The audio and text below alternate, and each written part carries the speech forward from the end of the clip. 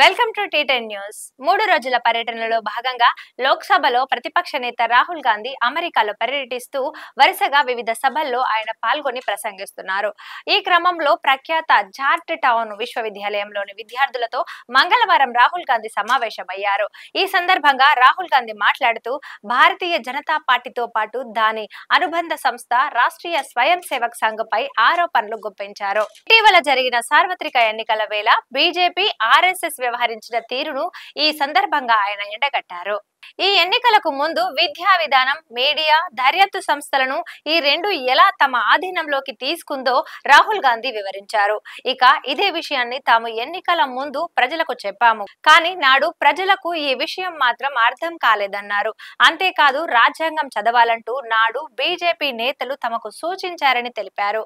రాజ్యాంగంలో ఉన్న అంశాలకు బయట జరుగుతున్న అంశాలకు ఏమాత్రం పొంతన లేకుండా ఉందని ఈ సందర్భంగా ఆయన పేర్కొన్నారు.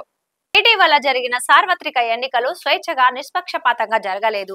అందుకే బీజేపీకి 240 సీట్లు దక్కాయని చెప్పారు. ఈ ఎన్నికలే స్వేచ్ఛగా, నిష్పక్షపాతంగా జరిగి ఉంటే ఆ పార్టీకి అన్ని సీట్లు వచ్చి ఉండేవి కావని ఆయన తెలిపారు. ఎన్నికల వేళ తమ బ్యాంకు ఖాతాలను స్తంభింపచేసి వారు మాత్రం ఆర్థికంగా లబ్ధి పొందారని చెప్పారు. అదే కాక వారికి ఎలా కావాలో అలా కేంద్రం ఎన్నికల సంఘం వ్యవహరిస్తుందని విమర్శించారు. దేశంలోని వివిధ రాష్ట్రంలో ఎన్నికల ప్రచారాన్ని ప్రధాని నరేంద్ర మోదీ ఎజెండా మేరకే చేశామన్నారు. అందులో భాగంగా వివిధ రాష్ట్రాల్లో పలు విధాలుగా ప్రచారం సాగిందని రాహుల్ గాంధీ ఈ సందర్భంగా గుర్తు చేశారు. రానున్న 2-3 మాసాల్లో జరిగే అన్ని ఎన్నికల్లో కాంగ్రెస్ పార్టీ గెలుస్తుందని రాహుల్ గాంధీ ధీమా వ్యక్తం చేశారు. దీంతో బీజేపీ భ్రష్టు పట్టించిన సంస్థలను మళ్లీ గాడిలోకి తీసుకువస్తామని రాహుల్ గాంధీ స్పష్టం చేశారు. ఇక ఎన్నికల ప్రచారంలో భాగంగా ప్రధాని మోదీ చేసిన వ్యాఖ్యలను ఈ సందర్భంగా రాహుల్ గాంధీ గుర్తు చేశారు. ఆ క్రమంలో బీజేపీ 300 నుంచి 400 సీట్లు గెలుస్తుందంటూ ఆయన ప్రకటించారు. కానీ ఈ ఎన్నికల్లో బీజేపీకి 240 స్థానాలకే పరిమితమైందని చెప్పారు. అలాగే తాను దేవునితో నేరుగా సంభాషిస్తున్నానంటూ మోదీ చేసిన నాటి వ్యాఖ్యలను ఈ సందర్భంగా రాహుల్ గాంధీ ప్రస్తావించారు.